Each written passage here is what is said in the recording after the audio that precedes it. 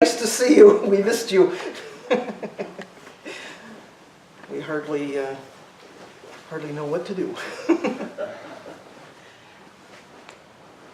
So today we, as you can expect, will once again take as our text the 108 Gates of Dharma Illumination, which is included in the 12 Fascicle version of Dogen's Triple Genzo. So today we take up gate number 16. Joy is a gate of Dharma illumination, for with it we abandon all unpleasant things.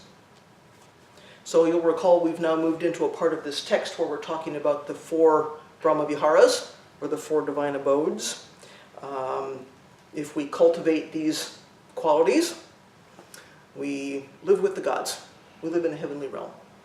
So we've talked about benevolence and we've talked about compassion, and today it's sympathetic joy. And the next one, which I think is just after Genzo, we'll talk about abandonment or equanimity. So we're on the 3rd of the 4th. So again, joy is a gate of Dharma illumination, for with it we abandon all unpleasant things. So this joy is sympathetic joy. It's a particular kind of take on joy. This is sympathetic joy, or the joy we feel with others when something's going well. We share somebody's happiness when something is going well for them. So compassion, we're feeling other people's suffering with them. Sympathetic joy, we're feeling their happiness with them. Right? So it's kind of the other side of that piece. And how much better would it be for us if we could be happy with others in their joy rather than feeling envious or feeling resentment or something about that? How come him or her and not me, right? And this is what happens in our human condition. So why not increase our own happiness by partaking in the happiness that comes to others? Why not? So the classical image in our tradition of sympathetic joy is the joy that a parent takes in a child when the child is growing and developing and prospering and doing well. Parents feel very connected to their children, right? So it's a little easier to get over this feeling of separation when we're talking about a connection between parents and children. So they're pleased for their children when these children learn to walk and talk and they do well in school. They get a date for the prom. They eventually get a good job, right? Parents feel joy with their children and for their children when these things are happening. So how do we cultivate or create the conditions for this kind of sympathetic joy in our lives? I mean, I'm not a parent, so I need some other way to figure this out. Maybe you do too. Actually, we need look no further than Dogen's famous teaching that to study the self is to forget the self, right? So if we practice, if we loosen the grip of this idea that there is a fixed and unchanging self-nature that persists through time, something we have to defend, something we have to shore up all the time, then naturally we're able to feel others' joy, right? So it's interesting, I think, how all the Brahma-viharas we've talked about up to this point over the past few weeks are not about this one. They're not about ourselves.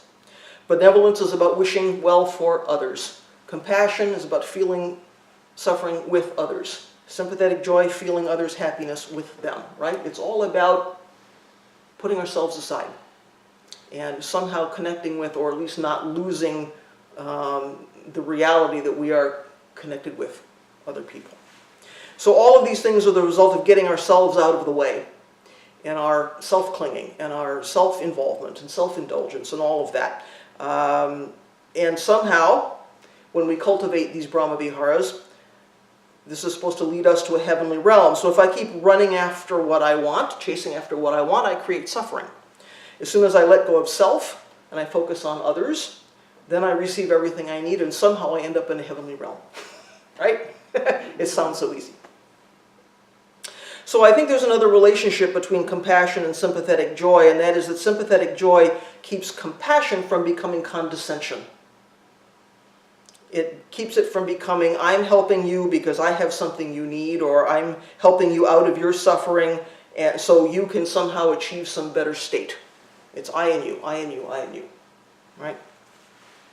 Instead, I share your suffering with you. On that basis, I try to help. I try to do what I can to relieve that suffering. I share your joy when things have gotten better. So now there's no I and you. It's we, it's us, right?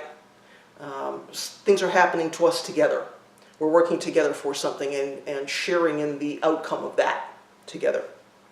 So there's this subtle difference, right? compassion can become condescension, and we have to be careful. Joy is a gate of Dharma illumination, for with it we abandon all unpleasant things. So what if we could gain happiness for ourselves by noticing and entering into the joy that we find around us every day? Because it's out there, if we're aware, if we're paying attention. We don't need to thrust ourselves into somebody else's conversation or their activity, go up and say, "You look happy, give me some of that," right? We don't need to go and be inappropriate about that. We don't need to ask people for anything. We don't need to be asked to be brought into something or included in something. We see a family or a couple that's out for a nice day together, they're having a good time, good for them. They're happy. We can be happy for them and with them. Somebody wins a contest, somebody gets a good grade, somebody gets a promotion. We can be happy with them and for them without inappropriately inserting ourselves into their situation. We can simply appreciate. And a lot of what sympathetic joy is about is appreciation. We can appreciate that something good is happening for him or her, and we can share in that and be glad for that. So this is not a selfish joy, right? This is not a joy that's about going out and acquiring happiness at the expense of somebody else or taking something from somebody else, right? We can simply appreciate what's there. We don't gain happiness because somebody else let us in on it. Oh, they over there are having some happiness. I need to somehow get in on it, They need to let me in. There's not me acquiring something. I don't have to have a personal relationship with the happiness that's out here. I can see it, I can appreciate it, I can be glad for it. But it doesn't need to be about me. I don't need to be personally gaining something out of that. I can simply recognize that the universe is doing what the universe does, and joy arises naturally out of that. Right? So I don't need to have a personal stake in it. I can simply appreciate that it's there. So the happiness of others is my happiness, and why not? Right? What's the barrier to that? What's the downside of that? What's keeping me from sharing that joy? Probably my stuff. So why shouldn't I smile when I see a child playing with a puppy? Or a young person giving up a seat on a bus to an older person who needs a seat? I don't have to be personally involved in that, but I can appreciate it. I can take joy from that, or find joy in it. I don't want to take something. I can find joy in that. So it's not like there's this limited amount of joy in the world, and you get some and I get some, and it's a kind of a zero-sum thing, right? There's this. This is why these things are also called the four immeasurables. There's an immeasurable amount of joy in the world, if we're looking for it, if we're paying attention for it, if we're appreciating it. So it's not like I'm stealing my joy from somebody else. I get something and then you lose something, right? It doesn't work that way. So it's, I think, like, when I think about this, the image I get in my mind is like lighting a candle from another candle, right? It's not that there's a limited amount of flame and somehow I'm cutting that flame in half and I'm putting half on this candle and half on this one, right? You light a candle, if anything, there's twice as much flame, right? We can share happiness that way. We can share joy that way. So there's no limit to the amount of joy that's in the world. It's already there. We don't have to do anything about it. It arises naturally. We just need to pay attention. So this is not an exercise, by the way, in avoiding suffering. It would be easy to think, well, I'm going to go out and look for happiness so that I don't have to deal with the suffering in the world. Or that somehow I'm going to cover up my suffering or reverse my suffering by simply only looking for happiness. We're not here to cover over our suffering with hearts and flowers and marshmallow cream, right? This is not what our practice is about. And the Buddha would not tell us to do that. So it's also not about being inauthentic, like ignoring our suffering. Oh, my suffering doesn't really exist. Or, using this kind of sympathetic joy as a way to be hypocritical in some way, or not to represent reality. We have to see the whole thing, right? And we have to respond based on the whole of reality. So this is not a chance to look away from our suffering. Sympathetic joy can lighten our spirits, but it doesn't erase suffering. So as Buddha said, our life is characterized by suffering. It's going to be there. The way to deal with that is to see where it comes from, and to see our relationship with suffering, and to somehow perhaps reshape our relationship with suffering based on what we know about it. and what we see about how it arises. So sympathetic joy is not advocating that we sort of just become frivolous and superficial and try to surround ourselves every day with nothing but YouTube videos of funny cats, right? And just somehow sort of live in a way that doesn't pay attention to what's really going on. Because it could sound pretty Pollyanna, right? Oh, sympathetic joy. So looking for, taking in the happiness around us is not a means of avoidance. It's not a means of looking away. It won't become that as long as we are not letting go of our own wisdom, right? We all have wisdom. As long as we don't let go of that, we're okay. We stay on an even keel. Because wisdom is about seeing the whole catastrophe, joy and suffering, and not looking away from either one. Not getting so enmeshed in suffering that we don't see and appreciate joy that's already there. Not getting so caught up in grasping after joy that we ignore our suffering and the suffering of other beings. We need that balance, right? So forgetting the self makes it less possible to get stuck in this kind of avoidance, because we're not in this for ourselves. We're not in this for this one. We're not cultivating sympathetic joy so we get some kind of personal reward. Again, I'm not out there looking for acquiring something from you that I don't already have. I'm simply appreciating the joy that's already there. So David Zielinski is a philosophy professor at Missouri State, and he wrote this: Dogen's ideally non-attached individual is a humble agent in the world whose perceived sense of a pervasive, interconnected unity of all things through Buddha nature instills a sympathetic connection to others within him or her, which in turn results in his or her projects and actions expressing both respect and compassion. So cultivating sympathetic joy is both a means of forgetting the self and a means of manifesting the true self, right? We have both of those things going on. It's not something that's just happening here. And it's not just some feeling that we have. It's what we're actually doing. What are we doing with sympathetic joy? What are we doing on the basis of really understanding compassion and sympathetic joy? They reinforce each other, right? So the envy and the jealousy and the resentment, that I mentioned at the beginning of this, sometimes we see something good happen for someone and we don't feel happy for them. We feel, why not me? All that stuff is based on the delusion that somehow we're not enough, just as we are. Somehow this self is not enough. There's something missing, there's something we don't have, something not good enough, right?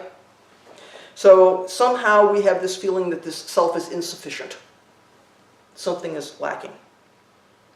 If we are Buddha nature, as Dogen says we are, then there's nothing we need to acquire, right? There's nothing that's actually missing.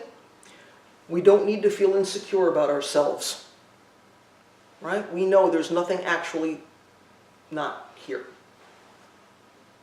So we just need to learn how to see through our delusions, how to get out of our own way, as Dogen says, forget the self. Move through the world skillfully, with wisdom and compassion, seeing what's actually happening and taking some skillful action on that basis, right? So that's what the Bodhisattva does, I think. That's what we all do as Bodhisattvas, moving through the world. So can you imagine Manjushri and Avalokiteshvara being envious of each other because somebody made an offering or somebody built a shrine, right? No. Wouldn't happen. Why? Because they know that something good happening for one of them doesn't take away something from the other one, right? As human beings, we don't like to acknowledge that kind of envy. We don't want to admit that we're feeling that kind of resentment, or that we aren't completely happy for our friend that just got, the promotion or the new car or something. It's not good that he or she got that promotion because, not because I'm envious, because they don't have the right skills. They haven't been here long enough. We're going to find a reason, right? We're going to find some logical reason why this shouldn't have happened. Not because I'm envious. It's because there's something else going on.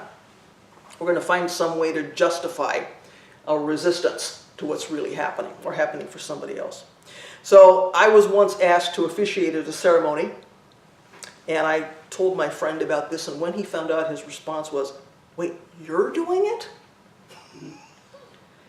And then he decided that the reason he hadn't been asked to do it was, well, the organizers already knew that he wasn't available that day. And I went, ouch. My friend wasn't meaning to hurt me.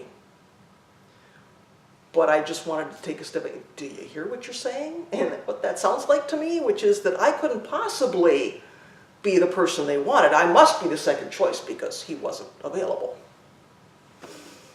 Well, I knew this wasn't about me. I didn't take it personally. I knew this was his stuff coming up. So I was able to take a step back, but I just thought, how often do we do something like that and not even realize how we're coming across, right? Immediately there's this envy, there's this something that says, well, this can't possibly be because, you know, you're qualified or whatever, because this is something I want. As it turns out, actually it was the second choice for this thing, but be that as it may. And then I had to take a step back and say, okay, wait a minute, how do I feel about that? But it was okay. But this was clearly not about me. So, right, this is what happens in our lives. We don't immediately always have sympathetic joy. Good for you. You get to do that ceremony, good for you. No, it's, well, it couldn't have been me because, right? So Jack Kornfield says, the near enemy of sympathetic joy, or the joy and the happiness of others, is comparison, which looks to see if we have more of, the same as, or less than another. As soon as we're judging, labeling, comparison, making comparisons, we're kind of making it difficult for sympathetic joy to arise, aren't we? Well, I'm happy for you, except you've got something I don't have and something I want, and right? It's going to happen because we're human beings. But can we watch that come up? And be careful not to get sucked in, so we say something maybe less than kind or something, right? It's just so easy to get hijacked. It's held so deeply. So it is or should be fairly easy for us to enter into sympathetic joy with our friends, or with our family, or people that we like. What about people we don't like so much? Something good happens for somebody we're just really not so happy with. Can I be happy for someone who has something good going on in his or her life that's maybe not a good friend of mine? Maybe somebody I have some concerns about. Again, I'm not, this is not about condoning bad behavior. We're not saying we should do nothing when someone is getting rewarded for some kind of behavior which is toxic or harmful or something, right? That's not what this is about. It's not about being a doormat. But something good is happening for somebody I don't particularly like. Can I enter into that without my own stuff getting in the way? So here's something that was written about a year ago by a member of a prison sangha in Maryland. He was writing this for their newsletter. I've been constantly told by other inmates to treat the staff like they are the enemy. This, them versus us, never sat right with me, and when you look at the Buddhist teachings, you will see that there really is no us versus them. I found that when I've treated people, whoever they are, with kindness, I have usually been treated the same in return. When a corrections officer or another inmate treats me cruelly, I remind myself that they are suffering and trying to attain happiness just the same as everyone else. So they act out, and it really has nothing to do with you, but their own drama. Putting our ego on hold can be challenging, but it can be done. I have found it helpful to simply take a step back and take a few silent breaths. Remember, we are trying to attain enlightenment for the benefit of all.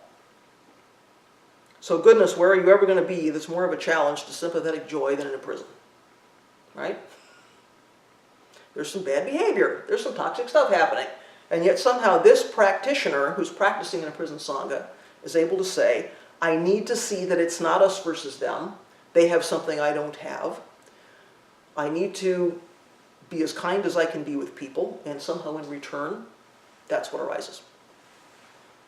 So here's the thing. We might as well enter into sympathetic joy when we see something good happening, because not doing it isn't going to change the situation. Here's a guy in prison. His not entering into happiness with other people is not going to change his situation, right? So we're not going to get revenge on somebody by not entering into their happiness. If they get something and we wish we had it, our withholding sympathetic joy is not going to reverse that. We're not going to suddenly get that candy that that person got, right? So why not enter into sympathetic joy with that person? Carrying resentment rather than sympathetic joy is simply the ego trying not to die, right? It's the ego flaring up and saying, no, no, no, no, no. So if I let go of my resentment, here's the thought process that we're not maybe aware. If I let go of my resentment, I might disappear. right? Because I need to maintain this fiction that I'm better than you, I'm more deserving than you, I'm at least separate from you. As soon as I let go of that, as soon as I drop that and enter into sympathetic joy, this might disappear. And that fear of annihilation is really powerful, right? Righteous indignation means this self somehow gets defended, gets shored up, because somehow we think this self persists through time. Can we let go of that? This need to be, us versus them and compare, and I've got and you don't have, and da-da-da-da-da, keeps us from entering into this sympathetic joy. Let's not worry about disappearing, right? Instead, we can aspire to be like Manjushri and Avalokiteshvara and some other selfless beings that we may know. Can we bring to mind people who move through the world looking for and appreciating sympathetic joy? Can we aspire to be like those people? Somewhere in our lives, we probably have somebody like that. Can we bear that in mind? Make that aspiration. If we're doing that, we can try not to overlook all the sources of joy that we probably encounter in a day and maybe don't register. All the small things that can make us happy, that we can enter into.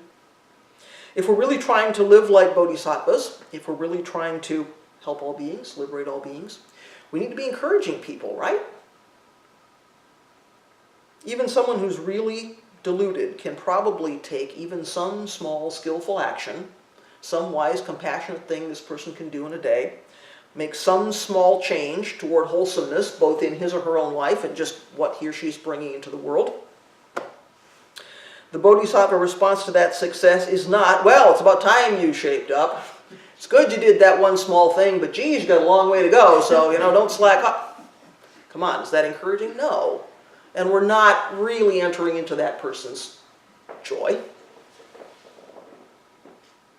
Not kind, not helpful, right?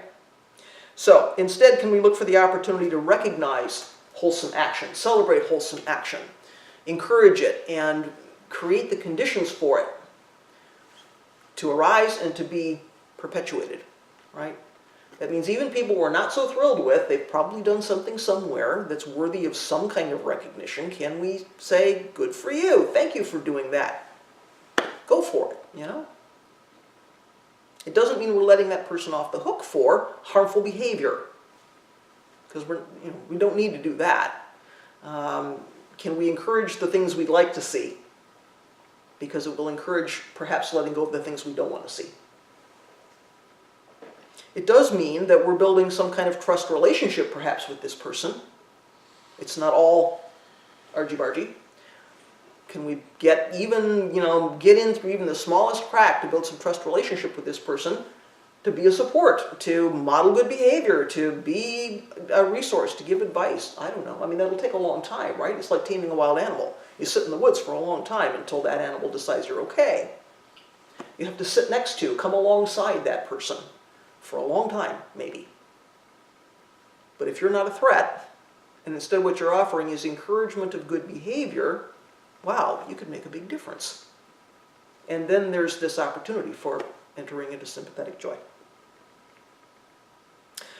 It seems to me that a rising tide floats all boats. I'm sure you've heard me say that before. So your success is my success. His success is her success, right? At minimum, there's just this tiny bit less suffering in the world for the individuals and for everybody. So how can there possibly be too much sympathetic joy in the world? Right? If it's immeasurable, amen. We need it. We need it all. So joy is a gate of Dharma illumination, for with it we abandon all unpleasant things. And who doesn't want to do that? So it's said that cultivating sympathetic joy is the hardest of all of these Brahma Viharas. Which is interesting, isn't it? You would think it would be more difficult to enter into somebody's suffering, right? The hardest thing, supposedly, is cultivating this sympathetic joy. It's just so easy to say, I deserve happiness more than he or she does. It's just so easy for that resentment, that envy, jealousy to come up. But we have to remember, we don't know about all of our own causes and conditions for how we are, right? So we can't possibly know all the causes and conditions for somebody else. We don't know why their lives look like that. We don't know why they act like they do. There's some unlimited number of karmic conditions that have led to that, whatever that is. We don't know about our own selves, so how can we possibly judge somebody else? Or not wish well for somebody else? We've done wholesome and unwholesome things. Somebody else has done wholesome and unwholesome things. There is nobody's completely free of that stuff. This is the human condition, and this is why we practice, right? There's always going to be suffering. There's going to be delusion. So the common ground we share with others is we're all going to make mistakes. We're all going to have suffering. We're all going to have joy, right? So karma says there are actions that lead to pleasure and there are actions that lead to pain or suffering. So we don't really need to worry, I think, about who deserves what or who deserves something more than somebody else, because the universe is going to sort that out, and not in a personal way. You know, somebody who's taking actions that lead to pain, something's going to unfold there. Someone who's taking actions that lead to joy, something's going to unfold there. We can help, we can observe, we can do what we can, but ultimately, it's not ours to figure out. It's the universe doing what the universe does. So, if we're deciding that we're going to award our sympathetic joy or our compassion based on somebody's purity, what are we doing? Who are we ever going to find that's going to be so pure, you know, that deserves our sympathetic joy? We're setting ourselves up, right? Because first, who are we to judge? You know, how can we possibly know what's going on for somebody else? All the streams and causes and conditions that are at work there. But second, if there is no one outside of Buddha's way, because there is nothing outside of Buddha's way, then there's nobody that doesn't deserve our compassion. There's nobody that doesn't deserve our sympathetic joy. There's nobody who falls outside of our practice of these Brahma Viharas. So how can we pick and choose? You deserve it, you don't, right? There's no one from whom we're really separate. So there's no one from whom we can't enter into sympathetic joy or compassion, right? So instead we cultivate an attitude of wishing everybody well, suffering with those who suffer, feeling joy with those who feel happiness. If we do that, where is the boundary between self and other, right? This is a really powerful way to experience quite directly that non-separation. I enter into your suffering with you, I enter into your joy with you. Where is the barrier? Where is the boundary? We see that it's something we've created, right? So here's the other thing about karma. What we do in this moment sets up the causes and conditions for the unfolding of the next moment. So what do we want to go into that moment with? Do we want to go into that moment with jealousy, resentment, grasping, right? Envy? Or do we want to go into that moment wishing people well? What kind of causes and conditions do we want to set up going forward? Because who knows, the next time we have something joyful, we've gone into some moment with resentment, envy, something good happens for us. Is there going to be anybody out there ready to enter into our happiness? Or are we setting up this us and them kind of thing, right? So even if it's not our relationship with other people, simply how are we training our hearts and minds? What's the habit that we're building? Are we building a habit of compassion and sympathetic joy, or are we building a habit of separation, contraction, envy, jealousy, greed, right? What are we going to choose to do in this moment? What comes out of that choice? Because we have that choice, right? Moment by moment by moment by moment. It doesn't matter what we've done up to now. What are we doing now? What I did yesterday set up some causes and conditions, but what am I doing now? Because I have a complete choice about what I do in this moment. I can cultivate this or I can cultivate that. It's all up to me. So what happens if I'm constantly judging, envying what other people have? What am I training myself to do? What am I training others to expect from me? What kind of obstacles am I setting up in the future? What kind of dynamic is going on, right? So when we talked about compassion, we talked about feeling the suffering of others without feeling overwhelmed by that. One of the questions that often comes up about compassion is, how do I take in all the suffering of the world, like Avalokiteshvara, and not get completely knocked off my feet? Because there's just so much of it. How do I carry it all? Sympathetic joy provides some balance, right? Because there's just as much sympathetic joy as there is suffering. So we need to, yes, we need to pay attention to the suffering in the world. We also need to pay attention to the opportunities for joy. So yes, there's pain. There's also happiness. We need to not forget that. Because you turn on the news, or you listen to people talking, and what are we inundated with? Pain, pain, suffering, suffering, right? Joy is out there too. It's got to be a balance.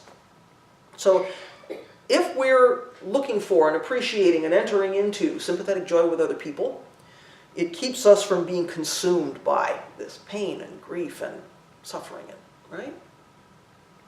If we collapse under the weight of this compassion, we cannot go out and take skillful action. If we're carrying all the grief of the world and we're absolutely bowed down by it, it's going to be really hard to do our Bodhisattva work in the world, right? And to be able to help other people. We're so consumed with carrying all this stuff. We're limited human beings, right? There's only so much we can carry. So it's a really helpful balance to see both. Because they both exist. We can't, in this one unified reality, we can't only see this and not see that. We need the balance, I think, of entering into the happiness of others as well as their suffering, so that we can help ourselves and help all beings. So Nyanaponika Thera was a German Theravada monk, born in something like 1901, died about 25 years ago, spent his practice time in Sri Lanka. So he wrote this about sympathetic joy.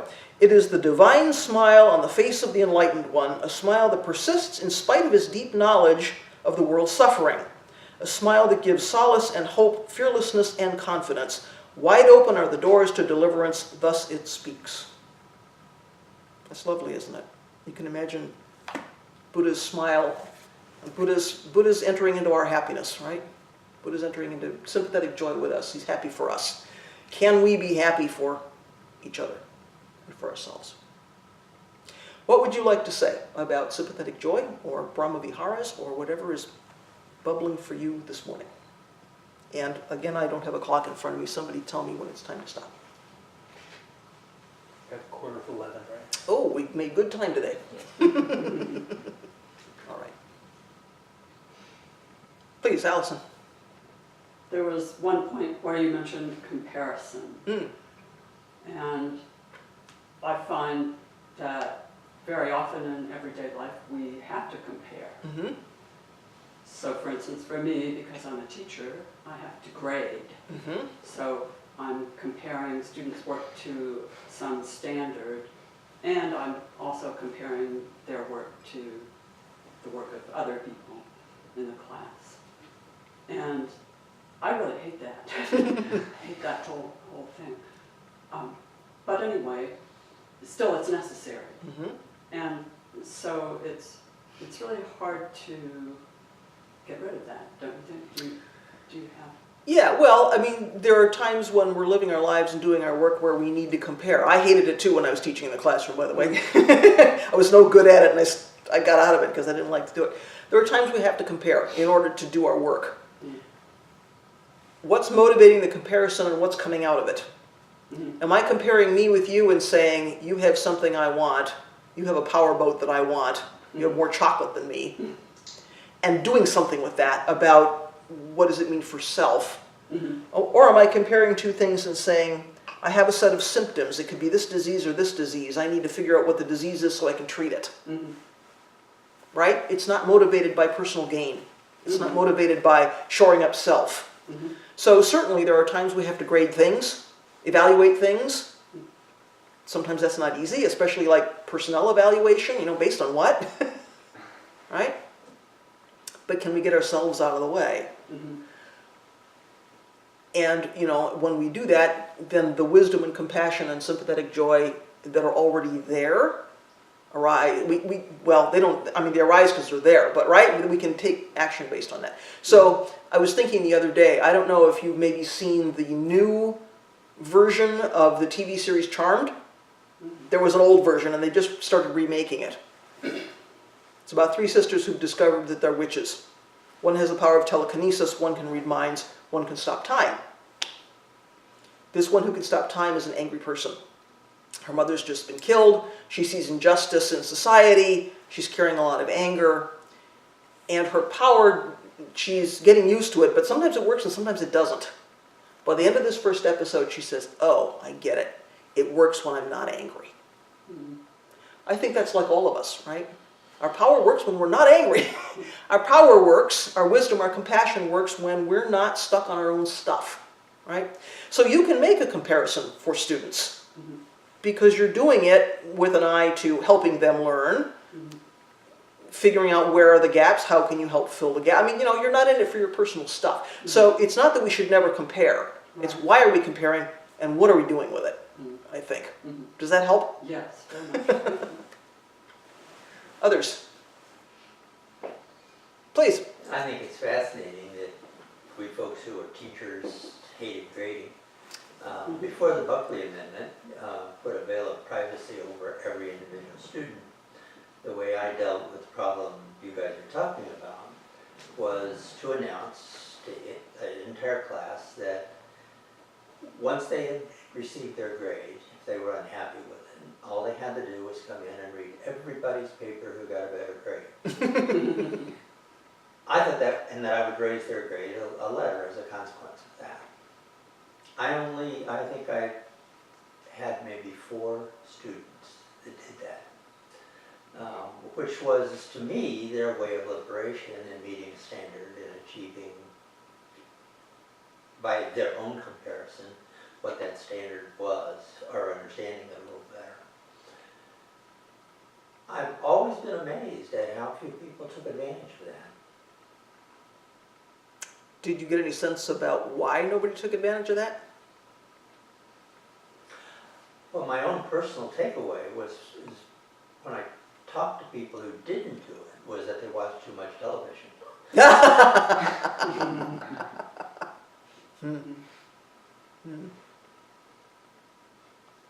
Please.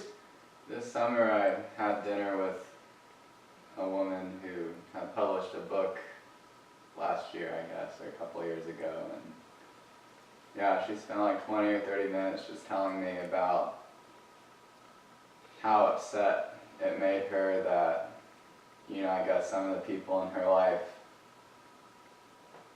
couldn't find joy for her, or happiness for her, success. And it really, I guess, highlighted this for me, that, because, as I've gotten older, I've noticed myself, you have that kind of twinge come up when somebody tells you something good, and I really don't like that part of myself very much, and I wish that, it's just like, because you want that positive feedback to happen, right? There's this kind of resonance that can take place if, you're happy for them, they can be happy for you. Of course. But it's not so easy, is it? No. It's really not so easy.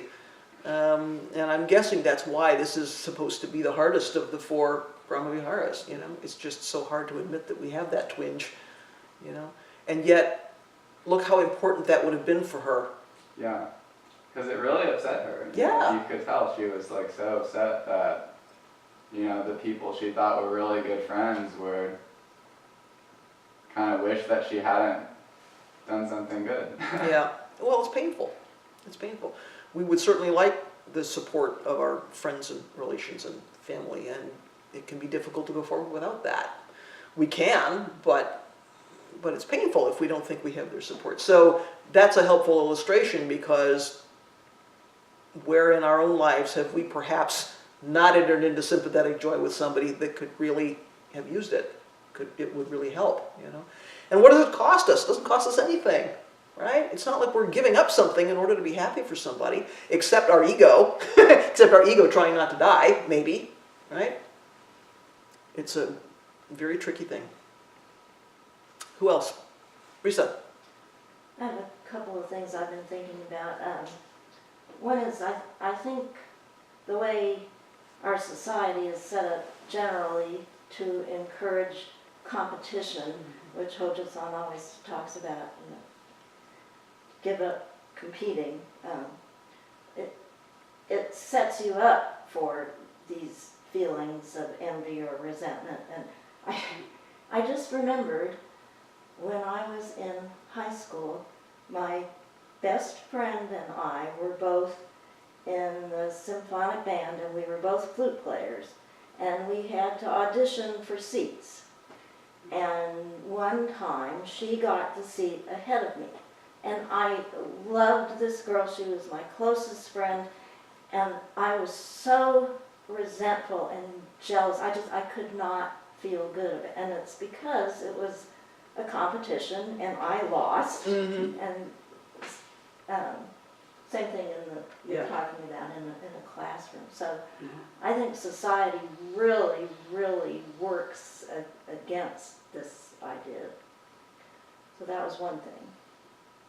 The other thing I was thinking of was I have found both in myself and among other members of sanghas that I have been in, there seems to be a tendency in many people to compare themselves and the degree of their practice to other practitioners, and always looking at other people and, oh, they're doing so much more, or oh, they're not doing nearly as much, and so on. So in the Tibetan tradition, the four immeasurables are very important and emphasized in that tradition. But there's also something that's called the seven-limbed practice, L-I-M-B, 7 limbs. And one of the seven limbs is rejoicing. And it's slightly different from this sympathetic joy, or it's more specific. And specifically, it is rejoicing in the virtue of others, rather than just the Yes. happiness Yes, of others. yes, that is the Yeah. take they go, yes. Yeah. Well, they also have, as I say, the four immeasurables. Yes, And this yes. is another focus. And I think that's really a helpful perspective, rejoicing in others' virtue, because then you're happy for their goodness, and it sets an example for you, and so on. So that's much healthier than the comparisons or the even competition. Sure, sure. Well, just as we were saying, liberating beings from suffering, having compassion and feeling others with suffering is not just about, well, somebody doesn't have all the chocolate they want, and so they're suffering, and I feel that suffering with them. What we're aspiring to for them is understanding how suffering arises, being liberating from suffering. So yeah, absolutely. Can we see that something good is happening in somebody's life? They're taking even a small wholesome step. Amen. Can we rejoice in that bit of virtue and encourage that? I wonder, in this society that cultivates competition, if one other way to work with that is, you see somebody who's a little bit ahead of you in something, and rather than having resentment and jealousy, can we instead say, this is all about me, this is not about them, so what can I do with that? Can I turn that around and use that to create an aspiration to improve or to emulate the success of that person? So somebody plays the flute a little better than I do, assuming they do. Instead of being jealous of that person, can I turn it around and saying, I'm going to use that aspiration to practice more and to try to achieve that same skill level? That is so not easy to do, right? Because we have all this stuff in the middle of it. But if we're really stuck there, can we turn that around for our wholesomeness? And say, rather than feeling bad about that person, can I use that person as an example? I don't know. Maybe. Please. I think one sort of interesting thing that might go on here is that often maybe compassion and sympathetic joy are bound up with each other, in the sense that when people are happy, sometimes it's an unwholesome happiness that is a reflection of their suffering, or suffering to come. Absolutely. So often the things that give us temporary happiness are the things that are causing us to suffer in our lives. So I think it can be especially difficult if you see that from the outside to, which route do you go? Are you going the compassionate route? I'm feeling your suffering, or can you somehow get involved in the joy that they're feeling in that moment? That's confusing for me. Well, and I think you're absolutely right, because of course there's really no way to separate these four things, these Brahma Viharas, they arise together, you can't separate them. And I think you're right, they are so closely bound together. Because suffering and joy are so not separate. Because as you say, the thing you have today which makes you very happy, somewhere down the road can cause you suffering. So, as Bodhisattvas, we have to look at that situation and, as you say, what part of that am I going to encourage?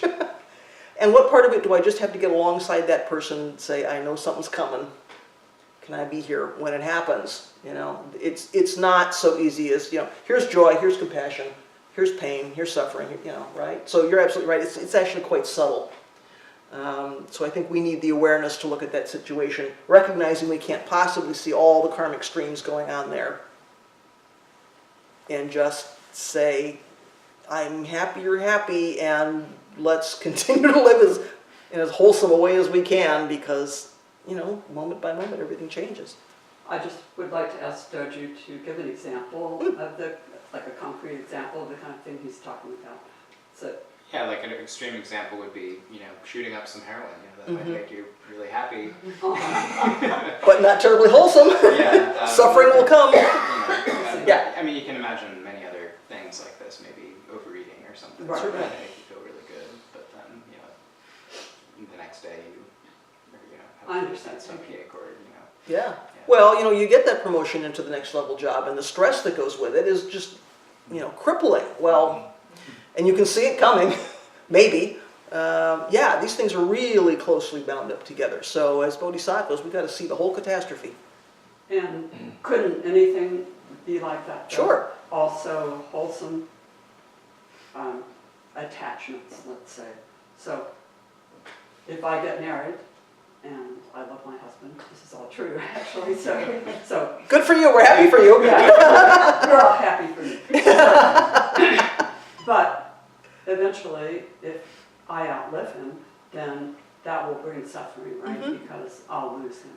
Mm-hmm. I could lose him in some other way too, of course. And so, what do we do with that? Do we just say, well, my happiness from that attachment, I have to be willing to accept the suffering that will eventually come? Sure. Or some people, I think, might say attachment itself is the problem.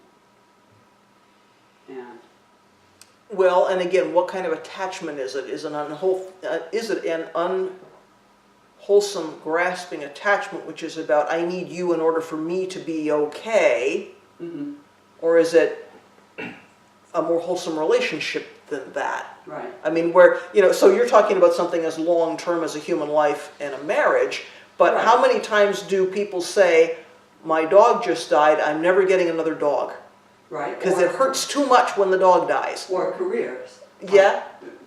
So many people, their sense of self is really tied up Absolutely. with their career, their competence, and so Absolutely.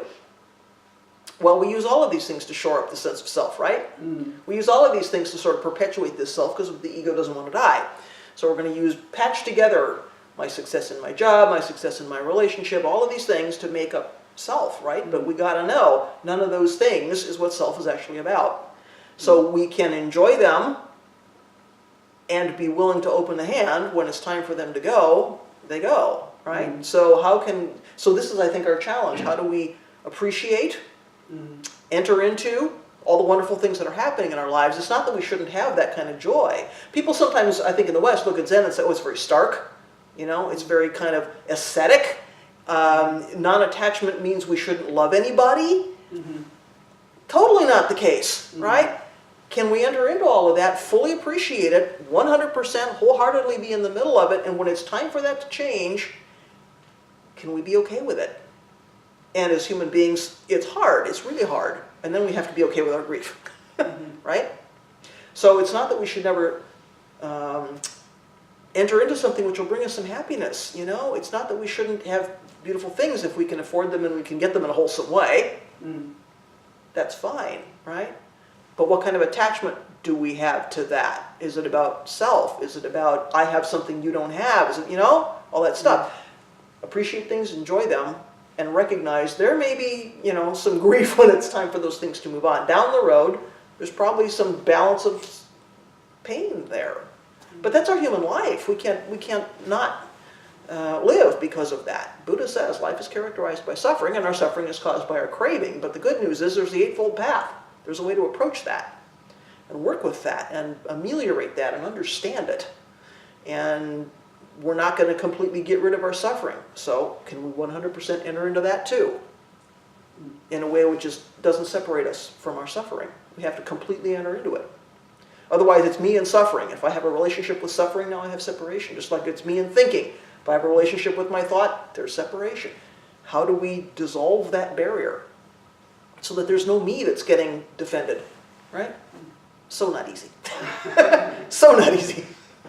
We could talk about that for a long time. What else would you like to say this morning? Please.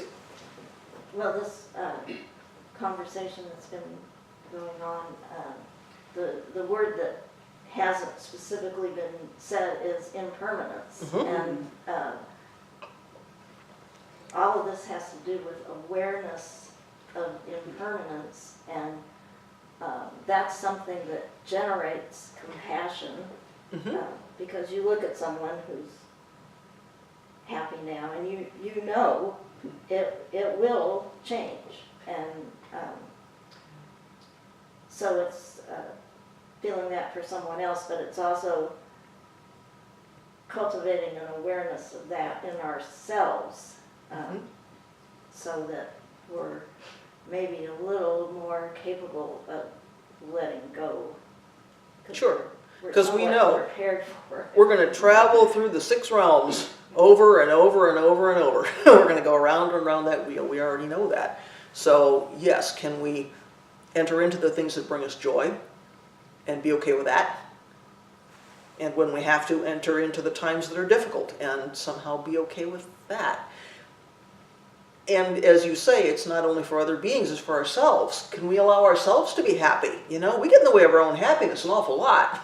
Oh, I don't deserve, or something, you know, right? Can we enter into our own happiness as well as happiness with other people? Because what's the difference? There's no separation there.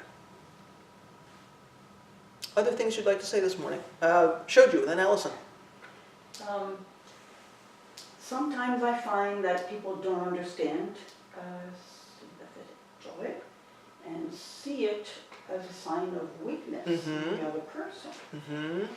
So teacher, what to do? So again, I think it can be easy for us to say, I don't want to be happy for that person if I don't like that person very much, because somehow I'm condoning what they're doing. I'm saying that everything they're doing is okay. The whole catastrophe, everything they're doing is okay. Which is not what sympathetic joy is about.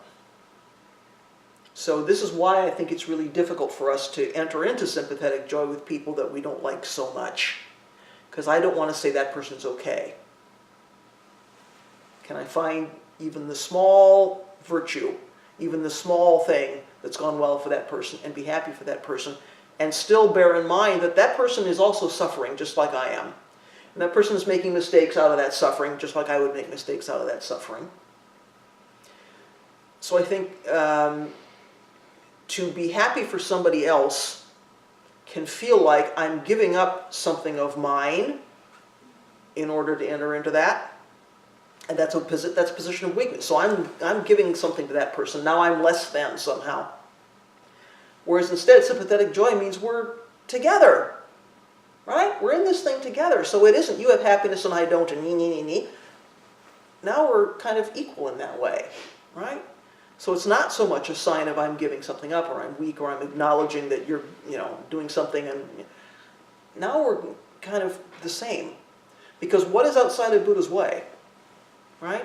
Here's sympathetic joy. What's outside of that? We're all in the middle of that thing, right?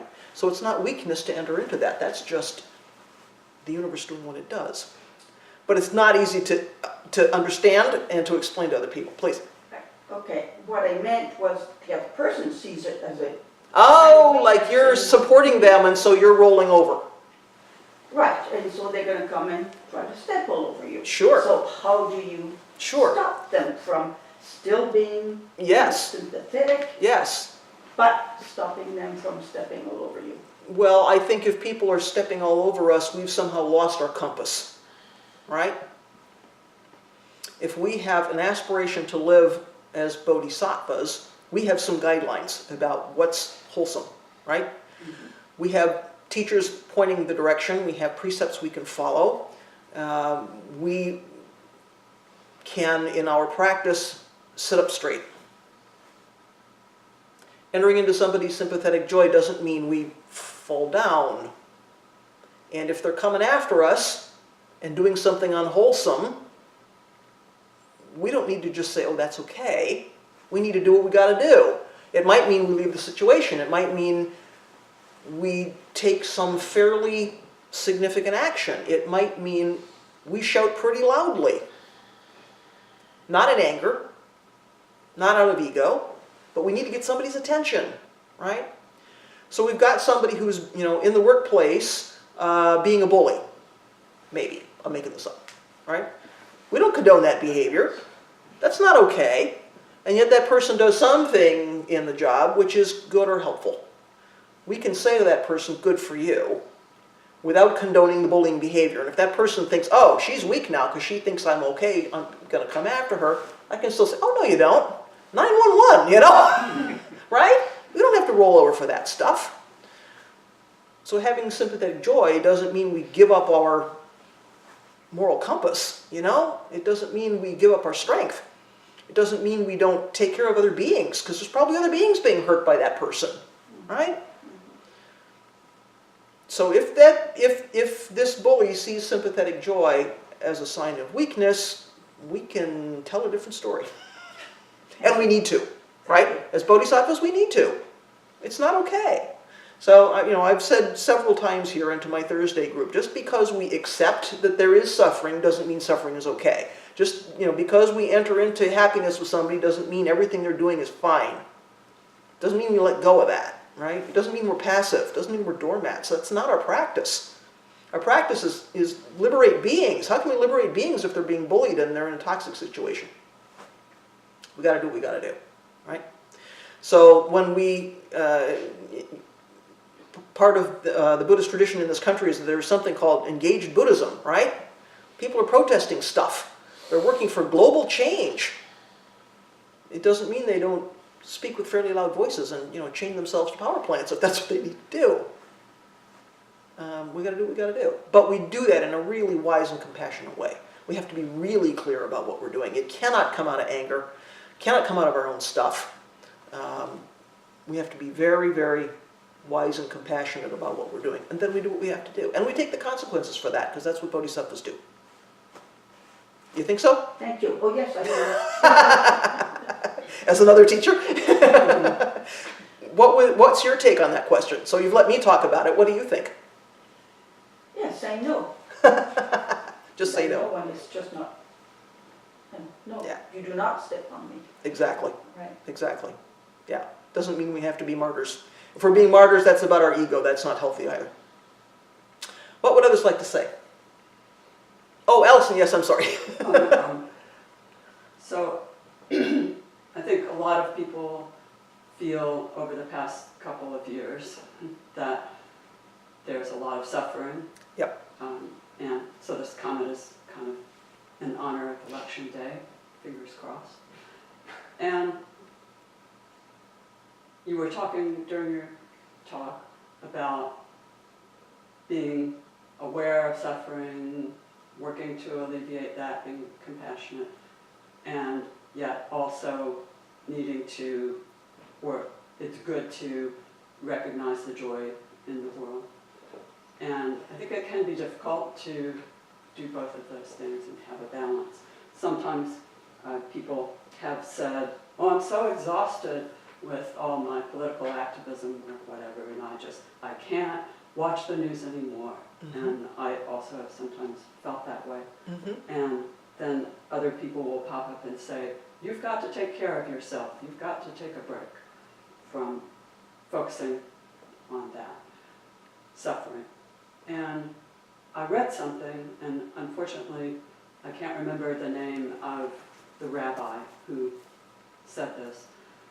And I don't know very much about Judaism, so maybe someone who does know more can say. But basically, his comment was, the Sabbath is about becoming close to God and appreciating the joy of God. And so for a brief time each week, we set aside a preoccupation with suffering, the things about the world that need to be changed, what we can do to help change those things. And we open ourselves to joy. And then he said, this is really important, because if you aren't able to appreciate joy and cultivate your relationship with God, then you're not set in a good way to help suffering. So I thought that that was a really helpful statement. And also, somehow it seemed to contain within it the idea that suffering is there in the world, joy is also there. Mm-hmm. That's just reality. Mm-hmm. So it's not, being open to both is not necessarily about me and what I need. Yep. I've had too much focus on suffering, and so now I need to focus on joy. Yep. It's more about being open. Yes, I think that's right. So you'll remember last time we were talking, when we were talking about compassion, at the very end I talked a bit about compassion fatigue, which is kind of what you're Yes. talking about. I'm Right, so right. overwhelmed with the suffering of the world. Yeah. Then what do I do your about that? experience, helping with the hurricanes and so on, probably. Right. Well, you remember I mentioned this piece that my friend Tomon wrote, who's a doctor in palliative care, and she said, to say compassion can fatigue assumes that there is a limited well of compassion in each of us. So here again, we're back to this immeasurables, right? Mm-hmm. Once it is used up, either we must replenish the well or move along without it, devoid of our compassion or with impaired compassion. So, you know, her take on the other side of that is that if we're simply 100% entering into this moment without comparison, here's what's in front of me. I'm not going to judge good, bad, suffering, whatever. I'm just going to do what needs to be done. It's a little less about, oh, I'm carrying all this suffering, and more about I'm just doing as a bodhisattva what needs to happen, what's in front of me right now. And she also, I thought interestingly, made the point that self-care strategy can work against us if we're popping up, or someone is popping up and saying, well, you need a separate time to recharge. And I'm not going against what this rabbi said. I'm just saying, here's another way to think about it. If you need a separate place or time to recharge, that can work against you a bit. Can we instead, in our practice, constantly be in touch with what you're talking about so that we don't get this kind of fatigue and drain, and we don't need to go somewhere else to recharge, because that joy is already there. So can we see it there, as opposed to having to say, well, I have to stop what I'm doing and go over here and do something else, right? Because samsara and nirvana, not separate, right? Can we find the nirvana in the midst of all of that stuff? It's not easy. It's not easy. And I'm not saying we shouldn't take time for self-care if we need to, but it's another way to think about that, right? Yeah. You can't always tell when suffering is going to arise. No. Like, you might be walking down the street and someone Yeah. has a heart attack or Yeah. something. You stub your might toe, say, I mean, anything. Oh, I'm sorry, it's Thursday and I can't. Yeah, I'm out of compassion for today, sorry. You know. No, we can't. So, yeah, as bodhisattvas, we're seeing both of those things all the time and responding to both of them all the time. But it's easy to get tossed away so we see only one or the other, right? Not an easy practice. But this is what we vow to do, I'm sorry. And then we repent and we do it again. Other things this morning? Sagan.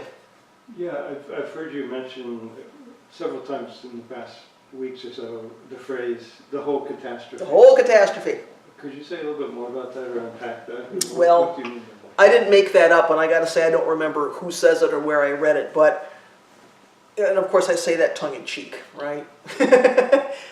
So, as a resident linguist, what's the derivation of the word, do you know?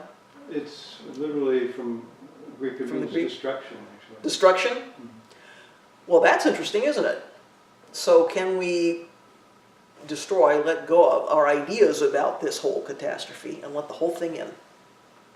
Because arising and destruction, passing away, arising, happening all together, right? It's constantly moving, constantly changing. So if we consider this whole thing, like the Hindus, have this long, long cycle of creation and destruction. We have creation and destruction happening all the time, arising and falling away. So we let the whole thing in, whatever it's doing. The universe is doing what the universe does. So maybe I have to think carefully about my habit of using that phrase, the whole I catastrophe. was just curious about what you intended by that. Yeah, we get these habits of language, don't we? Like being tossed away. Karnegis Roshi's phrase, being tossed away. Anything else this morning? Well, I just wanted to say, in response to what you were just talking about, I know it's tongue-in-cheek, but there's a pretty thorough reality in it too. Mm. I mean, when I think about just my daily life and the things that happen, I mean, I was in my vehicle a while back and all of a sudden the brakes froze up. Yikes. And I didn't know what to do. I mean, I'm stuck there, my brakes are froze up. And so it's a catastrophe. And it could have been a really awful catastrophe because I was in the middle of the highway. Oh. And so I just threw caution to the wind and just sat there, blinkers going, rocking it. People are kind of going, what is going on with this guy? Until it broke loose enough that I could get over to the side of the road and then jack it up. Whew. It was a busy highway. Cars are zipping by.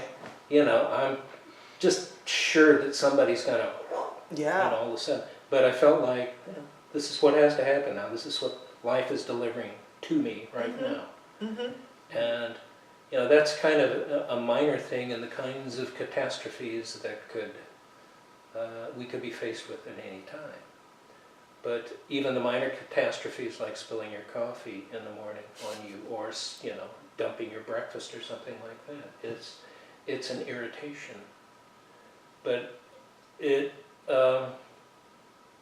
maybe is also an opportunity to find out how you react. You either Sure. act like you're in catastrophe mode or it's just part of your life.